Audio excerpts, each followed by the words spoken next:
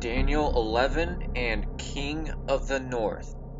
There are many in our churches today who take the view that the 11th chapter of Daniel is literal history up until verse 36, where it then becomes symbolic.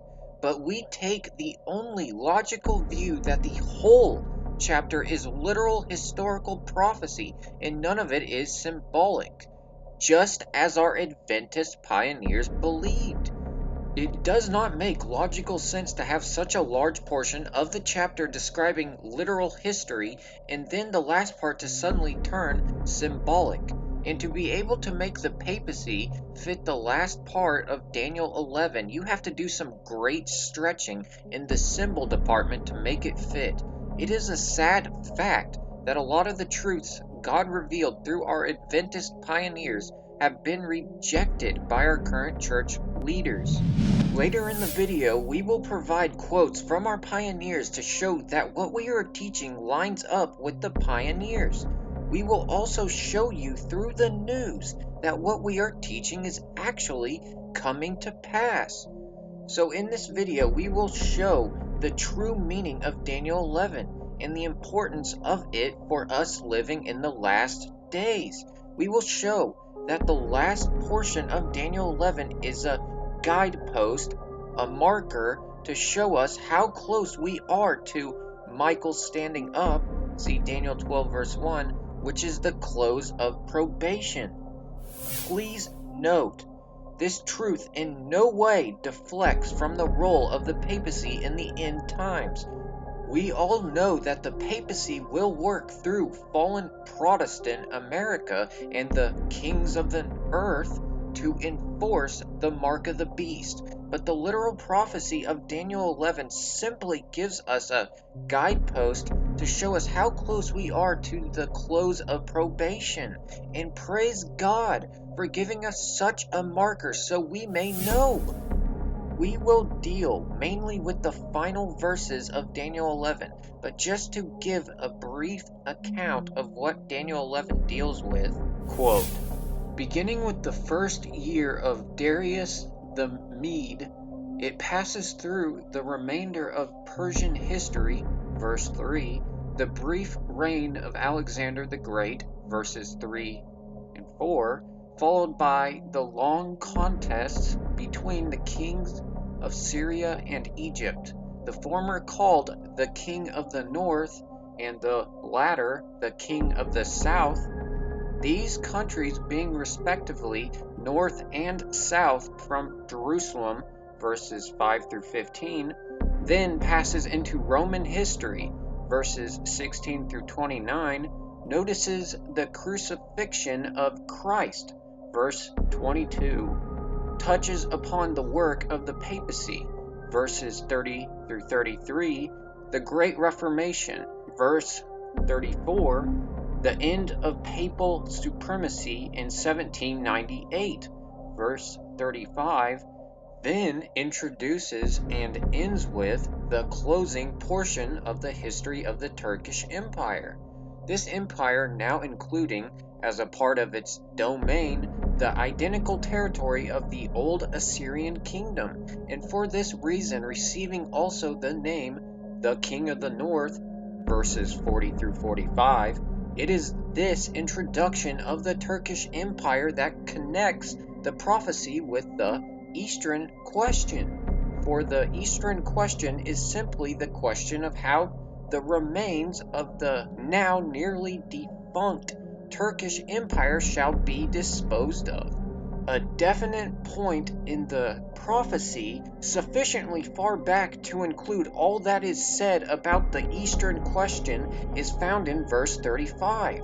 With that, we therefore commence the investigation.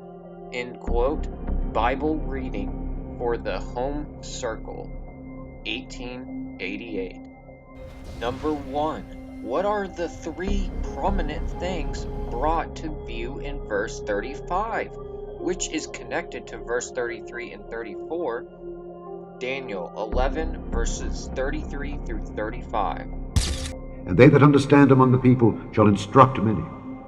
Yet they shall fall by the sword, and by flame, by captivity, and by spoil many days. Now when they shall fall, they shall be holpen with a little help, but many shall cleave to them with flatteries. And some of them of understanding shall fall, to try them, and to purge, to make them white, even to the time of the end, because it is yet for a time appointed. 1. A period of persecution. 2. The fact that this persecution is measured by a prophetic period, a time appointed, and 3. That this prophetic period brings us to a season called the time of the end. Number 2. What time of persecution is thus limited in the scriptures by a prophetic period? There are but 2 instances of such a nature. The first is the persecution under Diocletian from AD 302 to 312, 10 days, which are literal years. See Revelation 2 verse 10. But this is too far in the past to reach anywhere near to the time of the end, and consequently cannot be the one here intended. The second is the great period during which the papacy was to make war upon and wear out the saints of the Most High. See Daniel 7 verse 25 and Revelation 13 verse 7, a period which the prophets 5 times mention as containing 1,260 days/years. See Daniel 7 verse 25 and Daniel 12 verse 7 and Revelation 12 verses 6 and 14 and Revelation 13 verse 5. Papal supremacy commenced in AD 538 and ended in 1798. Thus we find ourselves located by verse 35 in the year 1798, at the end of the 1,260 years of papal persecution. Number 3. What does the prophecy next bring to view? Daniel 11 verses 36 through 37. And the king shall do according to his will, and he shall exalt himself and magnify himself above every god, and shall speak marvelous things against the God of gods, and shall prosper till the indignation be accomplished. For that is determined shall be done. Neither shall he regard the God of his fathers, nor the desire of women, nor regard any god, for he shall magnify himself above all. What is a person known as if they do not regard any god? Such a person is clearly an atheist. So this king or nation, in its national capacity, would take upon itself the profession of atheism. So we can see this cannot now be speaking of the papacy, as the papal church of Rome cannot be regarding as having no regard for any god, as they have always professed faith in God and Jesus Christ, albeit a false God and a false Christ, the Trinity. And remember, we are now at the end of papal rule around 1798. Number 4. What nation has ever taken such an atheist position? France. This king nation alone of all nations can match the criteria, and this was during the Great French Revolution, the Reign of Terror, 1793 to 1798. Both the nature of the revolution, its rejection of God and the Bible, and the date compel us to apply verses 36 and 37 to the French nation at that time. Number 5. Having thus introduced France, how long does the prophecy dwell upon that power? Down to, and including a portion of, verse 40. Number 6. What change is noticed in verses 38 through 39? Daniel 11 verses 38 through 39. But in his estate shall he honor the God of forces, and a God whom his fathers knew not shall he honor with gold and silver, and with precious stones and pleasant things. Thus shall he do in the most strongholds with a strange God, whom he shall acknowledge and increase with glory. And he shall cause them to rule over many, and shall divide the land for gain. We have already been told that this king nation would not regard any god, but then would introduce new worship and a strange god whom their fathers knew not. By the introduction of the worship of reason, the nation of France fulfills this. And as historians explain, quote, there is one thing that one must not tire telling people, end quote. Marmoro explained, quote, liberty, reason, truth are only abstract beings. They are not gods. For properly speaking, they are part of ourselves. End quote. Kennedy, page 343. So you can see that this new worship introduced by France was ultimately a worship of self, disregarding any other god. But because it is still the worship of self and reason, which atheism is, then it can also be regarded as a strange god. Interesting note, our SDA leaders today believe verses 38 through 39 to be speaking of the papacy, and yet this verse, if it be true that it is speaking of the papacy, says it worships a strange god. And yet our leaders today worship the very same Trinity God as the papacy. So by this, the SDA leaders are confessing to worship a strange god themselves. Number 7. What unique transaction is noticed in the last clause of verse 39? Daniel 11, verse 39. Thus shall he do in the most strongholds with a strange god, whom he shall acknowledge and increase with glory. And he shall cause them to rule over many, and shall divide the land for gain. This king shall divide the land for gain. Number 8. How was this fulfilled? As history confirms, it was literally fulfilled in the confiscation of the estates of the nobility by the revolutionists, and in the selling out of these estates in small lots to a multitude of Frenchmen. The result was to place more than 700 million pounds sterling in the depleted French treasury. See Allison, Volume 4, page 151. Number 9. What time again is introduced in verse 40? Daniel 11, verse 40. And at the time of the end shall the king of the south push at him, and the king of the north shall come against him like a whirlwind, with chariots and with horsemen and with many ships. And he shall enter into the countries, and shall overflow and pass over. The time of the end, which is 1798, as noted earlier. Number 10. Who is the king of the south and king of the north spoken of? This is where modern-day preachers introduce France as the king of the south, pushing at the papacy in 1798, bringing an end to papal rule, which sounds good. But the problem with this view is that you are moving away from the literal interpretation of the rest of the chapter, and therefore removing the all-important context of Daniel 11. If we are to interpret Scripture with Scripture, then who is the king of the south spoken of earlier in Daniel 11? Egypt. See verses 5 through 15. And who is the king of the north?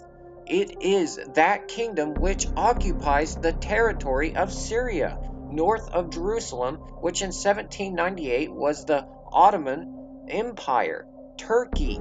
France is not called the king of the south in verses 36 through 39. That atheistic nation which completely rejected God and the Bible, France is merely called a king. Remember, Daniel 11 is a literal, historical prophecy, not a symbolic one. So we cannot introduce symbolism into this chapter when it is clearly a literal historical record. The king of the north throughout the chapter occupies territory north of Jerusalem, which was the old Assyrian Empire, which became the Islamic Ottoman Empire. The papacy does not occupy this territory.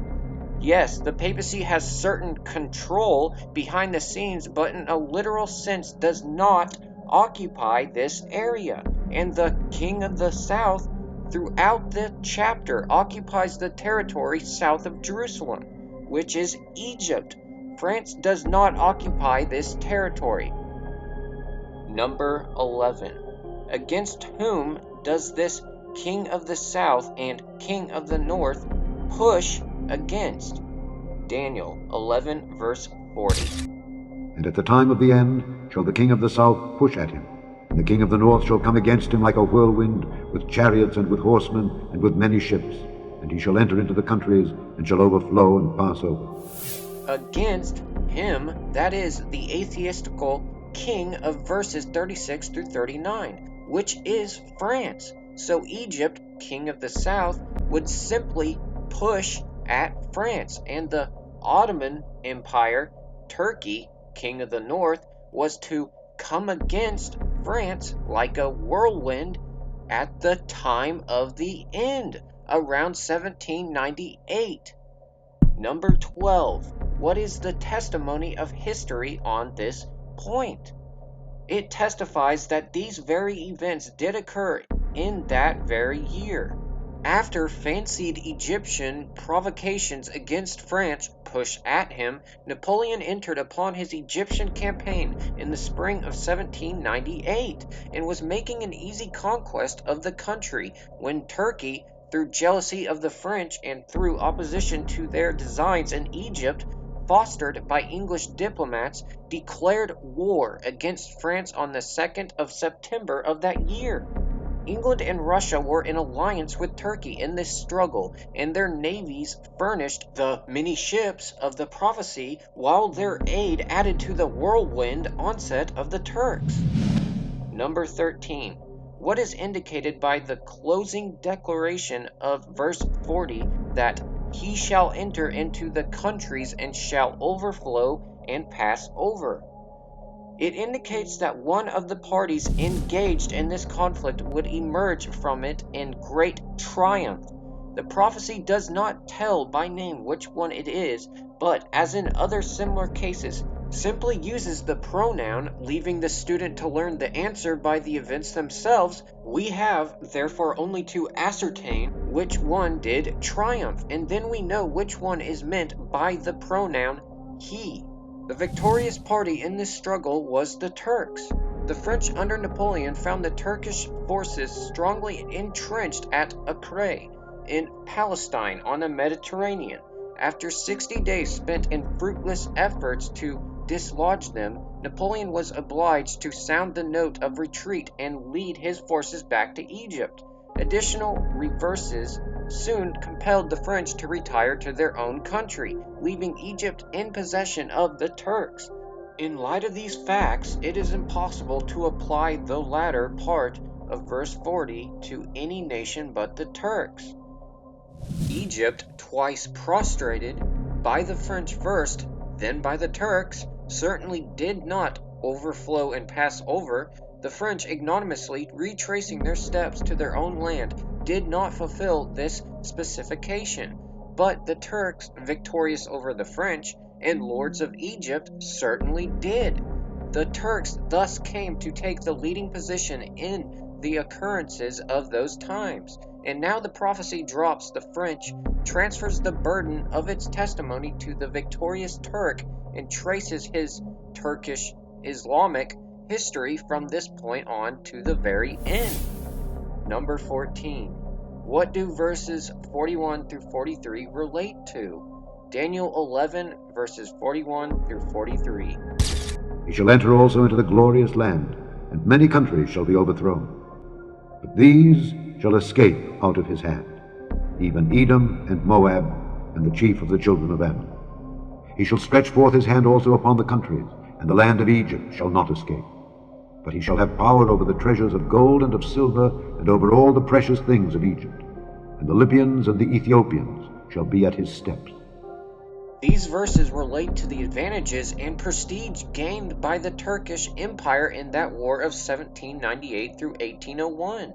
They recovered all the places taken by the French in the glorious land Palestine. They did not turn aside eastward to overrun Edom and Moab and Ammon, but did enter Egypt, putting it under heavy tribute, and received embassies of friendship and congratulation from the Libyans and Ethiopians, located southward in the interior of Africa. Quote, Edom, Moab, and Ammon, lying outside the limits of Palestine, south and east of the Dead Sea and Jordan, were out of the line of march of the Turks from Syria to Egypt, and so escaped the ravages of that campaign. End quote. Uriah Smith, Daniel and the Revelation, 1882, page 371. Number 15. To what does the testimony of verse 44 point? Daniel 11, verse 44. But tidings out of the east and out of the north shall trouble him. Therefore he shall go forth with great fury to destroy and utterly to make away many. This points to another war excited by the threatening attitude of nations on the east and north of Turkey. Number 16. In what way has this been fulfilled? This was fulfilled in the Crimean War of 1853 through 56, which originated from the threatening attitude of Persia on the east of Turkey and Russia on the north. Dr. Clark, closing his commentary on the Old Testament in 1825, foreshadowed this movement when commenting on this verse. He said, quote, it may mean that the Persians on the east and the Russians on the north will at some time greatly embarrass the Ottoman government, end quote. Adam Clark's Bible Commentary. 28 years elapsed, and the Crimean War sustained the application of Dr. Clark and fulfilled the prophecy. Quote, tidings from these powers troubled him, Turkey. Their attitude and movements incited the Sultan to anger and revenge. Russia, being the more aggressive party, was the object of attack. Turkey declared war on her powerful northern neighbor in 1853. The world looked on in amazement to see a government which had long been called the sick man of the East, a government whose army was dispirited and demoralized, whose treasuries were empty, whose rulers were vile and imbecile, and whose subjects were rebellious and threatening secession, rush with such impetuosity into the conflict. The prophecy said that the Turks, should go forth with great fury, and when they thus went forth, the profane vernacular of an American writer described them as fighting like devils. England and France, it is true, soon came to the help of Turkey, but she went forth in the manner described, and, as is reported, gained victory after victory before receiving the assistance of these powers. End quote. Uriah Smith, Daniel and the Revelation, 1882, page 375.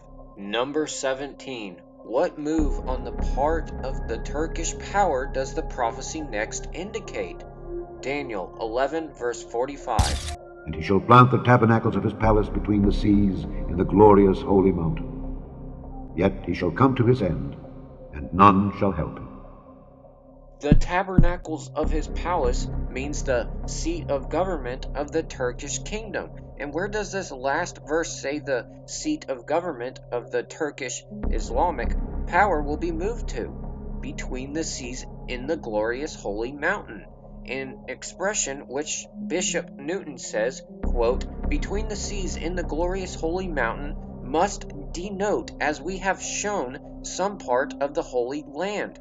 There the Turk shall encamp with all his power, yet he shall come to his end, and none shall help him. End quote. Newton on the Prophecies, page 318. If so, it can be none other than Jerusalem. We must therefore look for the Turks to move their seat of government to Jerusalem. And what did Gabriel say to Daniel concerning chapter 11? Daniel 10, verse 14. Now I am come to make thee understand what shall befall thy people in the latter days. For yet the vision is for many days. Another destruction is coming to the nation of Israel from this move of Turkey and Islam. And the move of Turkey and Islam upon Israel, specifically Jerusalem, will be their last move. And when Turkey does this, they then come to their end, and none help them.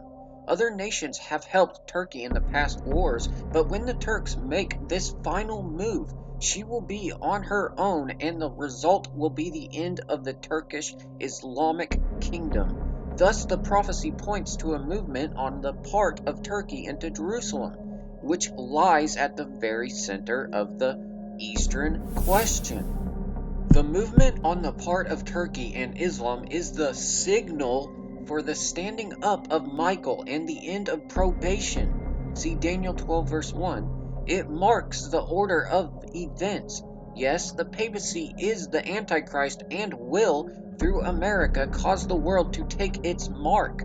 But when Turkey and Islam move into Jerusalem to take control, we will know that the next event will be the close of probation, and the end is at the door. This is the purpose of Daniel 11.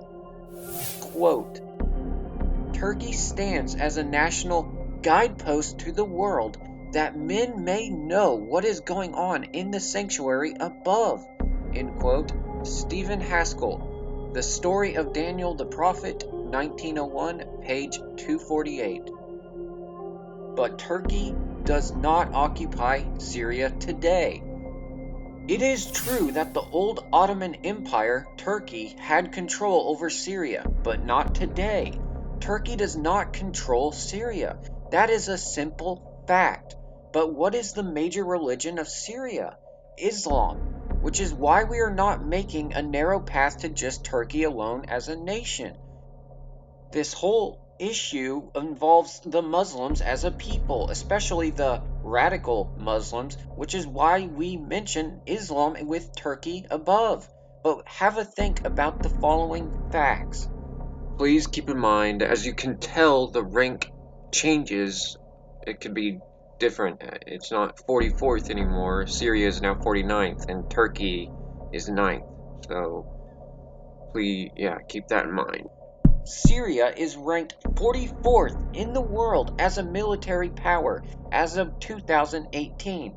I will leave a source for that in the description below. Turkey is ranked 8th in the world as a military power as of 2018. I will leave a source in the description below for that as well. Syria does not have the power to make any kind of movement into Israel. On the other hand, Turkey is the most powerful Muslim nation in the world, ranking number 8 for military power, even ahead of Germany. And Turkey's might has been growing for the past number of years. So if there was a nation that could create a powerful Islamic caliphate to take Jerusalem, it would be Turkey. So although Syria is directly north of Israel, Turkey as a nation still has the largest control of the old Ottoman Empire and is in a much stronger position to create the caliphate to unite the radical Muslims to attack Israel and try to take Jerusalem. What our Adventist pioneers believed. Uriah Smith, quote, But if Turkey, now occupying the territory which constituted the northern division of Alexander's empire, is not the king of the north of this prophecy, then we are left without any principle to guide us in the interpretation. And we presume all will be agreed that there is no room for the introduction of any other power here. End quote. Uriah Smith, Daniel and the Revelation, 1882, page 370. A.T. Jones, quote, So, when we come to the 40th verse of the 11th of Daniel, we are not reading of affairs away back in the days of the Empire of Greece, nor of the affairs of Rome, but of affairs down here at the time of the end, as mentioned in the 35th verse. Other verses also show the same thing. And bear in mind that the king of the south is always in Egypt, and the king of the north is always the power occupying the territory of which Constantinople is the center. And all of the world knows that since 1453 AD, the territory of which Constantinople is the center has been held and ruled by the Turks. Then the king of the north at the time of the end is the Turkish dominion. End quote. A.T. Jones, The Marshalling of the Nations, page 30 through 31. S. Haskell, quote, every eye is centered on that one spot, and has been for years. Turkey is known universally as the sick man of the East, and the only reason he does not die is because intoxicants are administered, figuratively speaking, by first one nation then another. The time will come when he will remove from Constantinople and take up his abode in Palestine, that is, plant his tabernacle between the Mediterranean and Red Seas. Time and again the world has been brought to realize that the end of all things is near at hand. For all know that when the Turk steps out of Constantinople, there will be a general breaking up of Europe. They may not name this impending conflict the Battle of Armageddon, but God has so named it. End quote. S. Haskell, Story of Daniel the Prophet, page 245 through 249. And what did Sister White say about Uriah's book, Daniel and the Revelation? Quote, Daniel in Revelation. Great controversy, patriarchs and prophets, in desire of ages, should now go to the world. The grand instruction contained in Daniel and Revelation has been eagerly perused by many in Australia. This book has been the means of bringing many precious souls to a knowledge of the truth. Everything that can be done should be done to circulate thoughts on Daniel and Revelation. I know of no other book that can take the place of this one. It is God's helping hand. Unquote. E. White, Manuscript Releases, Volume 21, pages 444. Quote, those who are preparing to enter the ministry, who desire to become successful students of the prophecies, will find Daniel in the Revelation an invaluable help. They need to understand this book. It speaks of past, present, and future, laying out the path so plainly that none need err therein. Those who will diligently study this book will have no relish for the cheap sentiments presented by those who have a burning desire to get out something new and strange to present to the flock of God.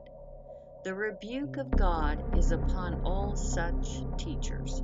They need that one teach them what is meant by godliness and truth. The great essential questions which God would have presented to the people are found in Daniel and the Revelation.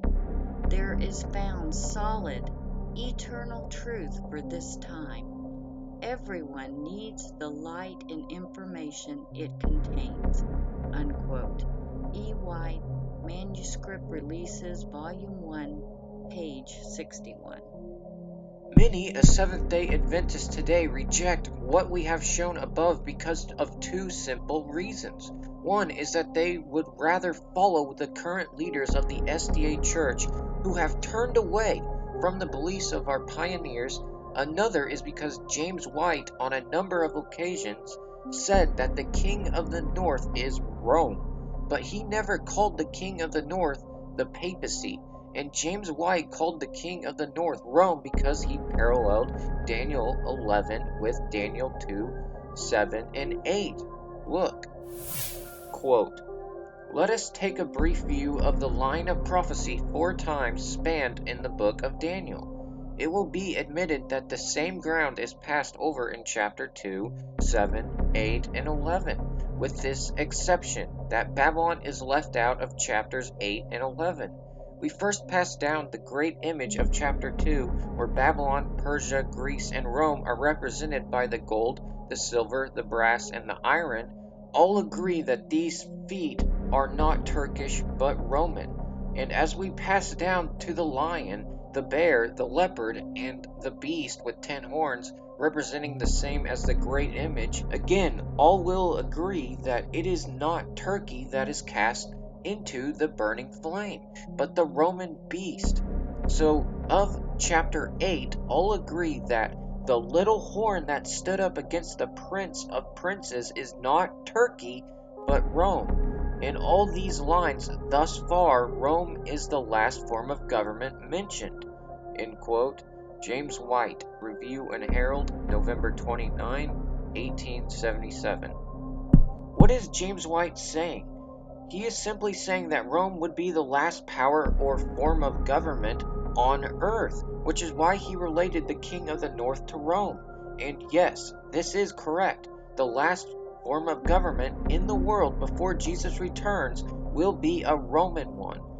But this does not take away from the fact that the last verses of Daniel 11 are a literal prophecy giving us a guidepost to the nearness of the close of probation. And if you simply study this for yourself, you will see that the king of the north is the Turkish power, Islam, not the papacy. It is also interesting that those who like to quote James White on this issue ignore what he says elsewhere. Quote, "It is our opinion that any power that reigns over Syria is, for the time being, the king of the north, spoken of in Daniel 11, hence that the Turkish dynasty is now, 1854, that power. If Russia, Austria, England, or France should become possessed of supreme power over Syria, then it, whichever it might be, would become the king of the north. Till then, none but the Turkish dynasty occupies that position, in our opinion." End quote. James White, Review and Herald, December 12, 1854. Quote, "There is a line of historic prophecy in chapter 11 where the symbols are thrown off, beginning with the kings of Persia and reaching down past Grecia and Rome, to the time when that power shall come to his end, and none shall help him." End quote.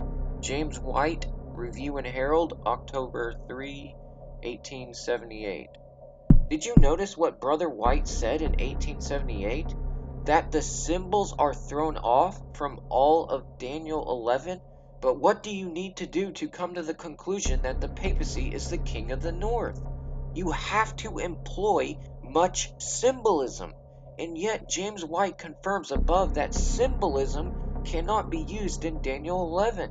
So while James White focused on the fact that the Roman kingdom would be the last form of world government, influencing his view of the king of the north, our other pioneers firmly believed the king of the north to be Turkey, and Ellen White gave great support to Uriah Smith's book, Daniel and the Revelation. Any movements regarding Turkey towards Israel? Take a look at these recent news articles regarding a possible move of Turkey and her desire to conquer Jerusalem and make it an Islamic capital. I'm going to put all these sources in the description because there's a good amount of them, and I'll probably put a picture up of them. I don't know if I could fit them all. But yeah, here we go. I'm going to start reading them. Turkish newspaper close to President Erdogan calls to form joint Islamic army to fight Israel. Next one. Turkey President Erdogan, liberate Jerusalem from the Jews. Next one. Turkish President Erdogan calls on all Muslims to protect Jerusalem holy site. The next one. Turkish President Erdogan tells his citizens that Muslims need to assert dominance over Jerusalem. Next one. Erdogan and the Prime Minister of Turkey make a declaration to the entire Islamic world. "We will gather together Kurds and Arabs and all of the Muslim world and invade Jerusalem and create a one world Islamic empire." Next one, Turkish Prime Minister Ahmet Davutoglu stressed that Jerusalem belongs to the Muslims and not to the Jews. Next one, Turkish governor declares that Turkey's forces would soon march into Jerusalem. So, as you can see, the Eastern question of Daniel 11:45 is very much stirring.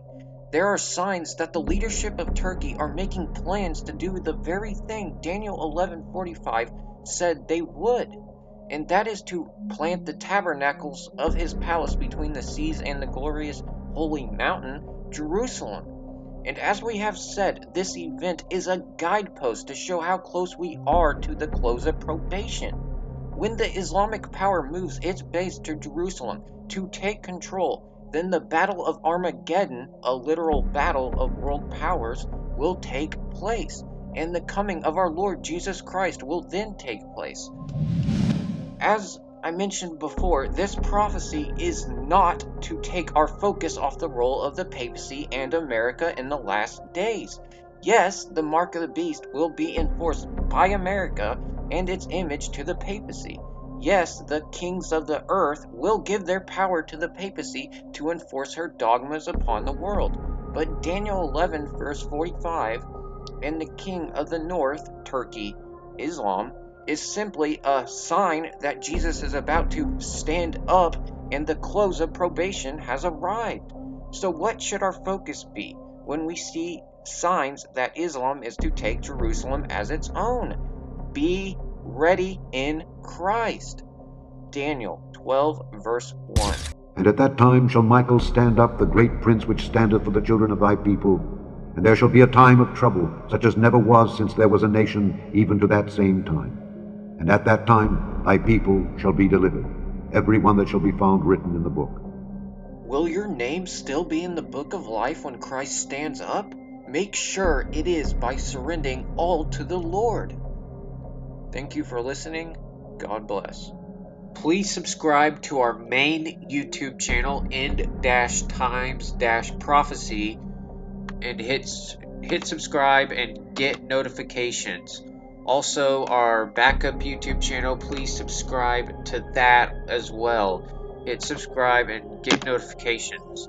Also, on the main YouTube channel, you have a link to our website, which has end times news updates, mass animal deaths, health news, health message, amazing Bible truths. Please read these, go through these. These are very, very important. And also, you can go check out our Facebook page, which also has a lot of good, amazing information. Please check that out. Thank you for watching again. Sorry for the pop-up. Thank you for watching again. God bless. God bless. God bless.